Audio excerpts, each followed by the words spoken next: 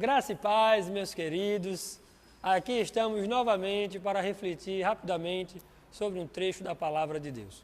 Hoje nós vamos falar sobre a lógica do reino.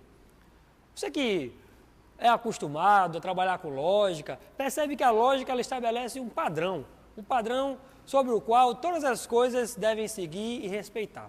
Da mesma forma, o reino de Deus segue uma lógica, não a humana, claro, mas a lógica de Deus. Essa lógica, ela traz algumas controvérsias e polêmicas, tanto no meio cristão quanto no meio não cristão, porque ela vira de ponta cabeça alguns conceitos que já estão consolidados na sociedade moderna. E eu queria agora tratar somente 4 aspectos, dentre todos aqueles em que a lógica do reino de Deus não é seguida pela lógica do mundo. O primeiro deles, vamos fazer um exercício de memória, se encontra lá no capítulo 10, verso 15 do Evangelho segundo Marcos. E Jesus diz: em verdade vos digo, se ninguém receber o reino de Deus como uma criança, de maneira alguma entrará nele. A criança, ela é humilde, ela é dependente, ela confia naquela pessoa que a conduz. De tal maneira, Jesus estabelece e quebra outro paradigma, porque nas teorias mundanas em que as pessoas, para poder ter acesso a determinados lugares, precisam portar títulos. E na verdade, no reino de Deus, o único título que Jesus quer que a gente porte é o título da criança, o título daquele ser infantil que genuinamente acredita nas palavras do seu Pai. O outro aspecto, vocês vão se lembrar também comigo, está lá em Lucas capítulo 9, verso 62, quando Jesus diz uma palavra extremamente dura aos nossos olhos: ninguém que lança a mão no arado pode olhar para trás. Jesus estabelece dessa forma um novo critério de que a nossa relação com o reino tem que ser superior, inclusive, à nossa lealdade familiar.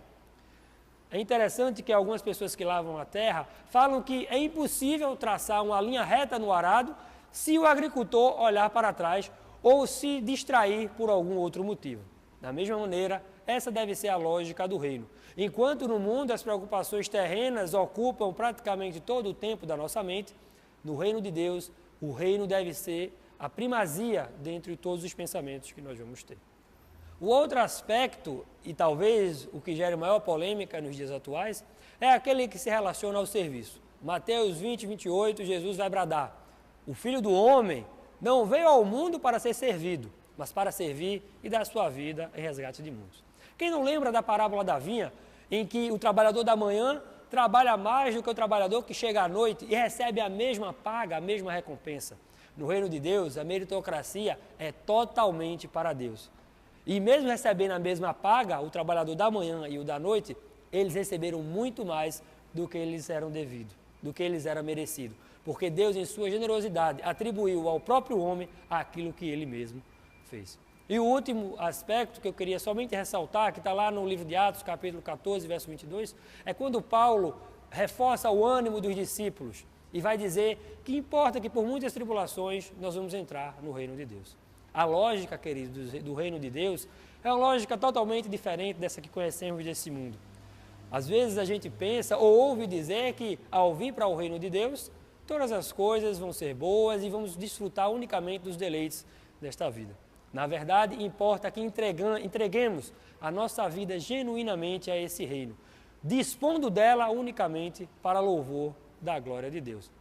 Eu finalizo com a frase emblemática do Martinho Lutero, que diz o seguinte: Deus pode criar tudo a partir do nada, mas enquanto o homem não for nada, Deus não pode fazer nada pelo homem. Creia unicamente que todas essas lógicas aí podem ser sim cumpridas a despeito do que o mundo prega. Basta unicamente que você, assim como Jesus, se esvazie de todo o seu egocentrismo e de todo o seu orgulho. Deus te abençoe, até a próxima.